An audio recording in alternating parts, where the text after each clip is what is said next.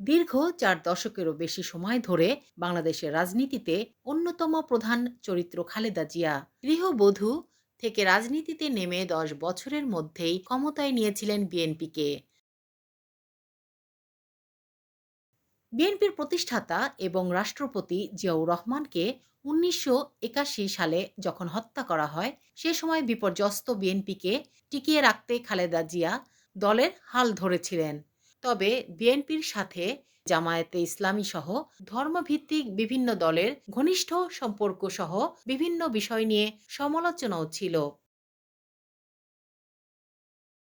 মাত্র ৩৬ বছর বয়সে স্বামী হারান খালেদা জিয়া।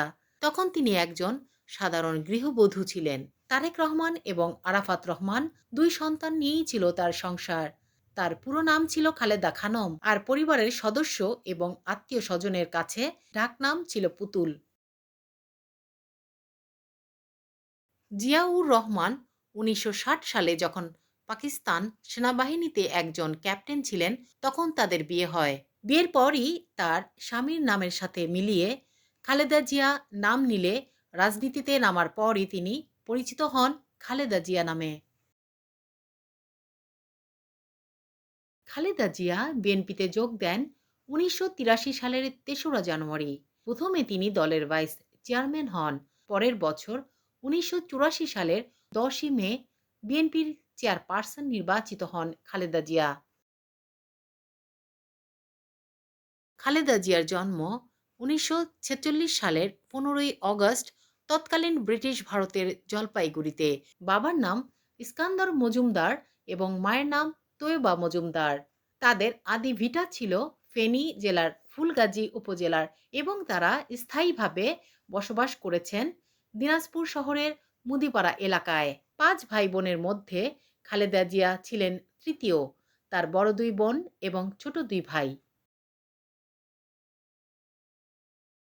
১৯৮২ সালে যখন বিএনপির নেতৃত্বে আসেন, তখন জেনারেল এরশাদের সামরিক শাসন চলছিল। সেই শাসনের বিরুদ্ধে ৯ বছরের আন্দোলনের মধ্য দিয়েই তিনি রাজনীতিতে নিজের এবং দলের অবস্থান তৈরি করেন।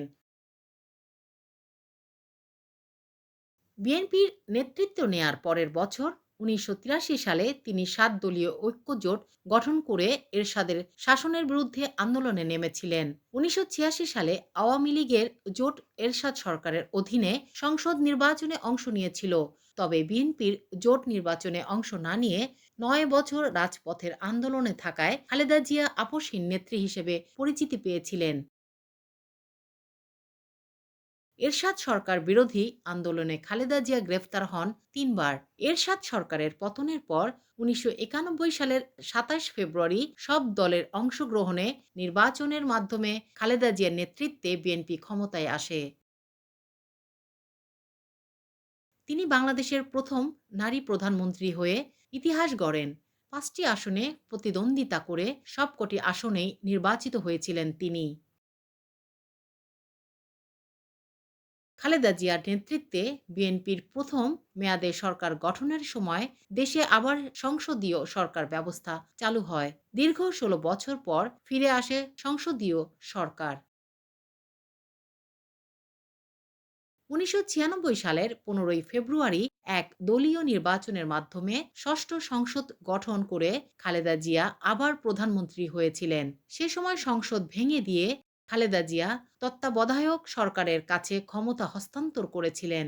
এরপর ১৯৯৬ সালের নির্বাচনের মাধ্যমে তিনি সংসদে বিরোধী দলের নেতার আসনে বসেছিলেন। ২০০১ সালে তিনি তৃতীয়বার প্রধানমন্ত্রী হয়েছিলেন।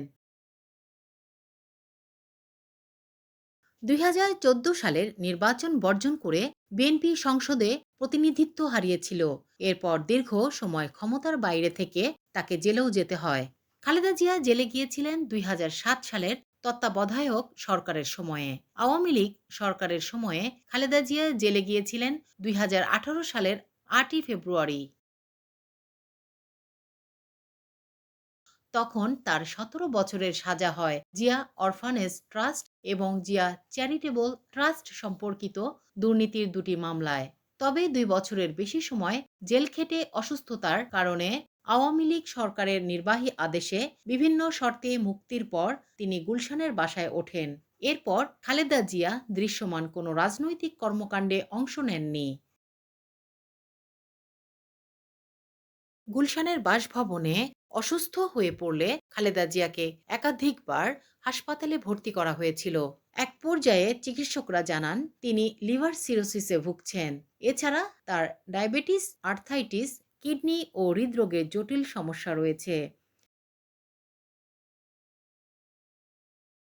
বিদেশে উন্নত চিকিৎসার জন্য খালেদা জিয়ার পরিবারের সদস্যরা একাধিকবার আবেদন করলেও সরকারের পক্ষ থেকে বলা হয়েছে সাজাপ্রাপ্ত আসামি হওয়ায় আইনগত কারণে এক্ষেত্রে সরকারের কিছু করার নেই। পরে ২০২৪ সালের জুনে তার হৃৎপিণ্ডে পেসমেকার বসানো হয়। গত বছর জুলাই গণ অভ্যুত্থানে শেখ হাসিনা সরকারের পতনের পর ২০২৪ সালের ৫ই অগস্টেই নির্বাহী আদেশে মুক্তি পান খালেদা জিয়া।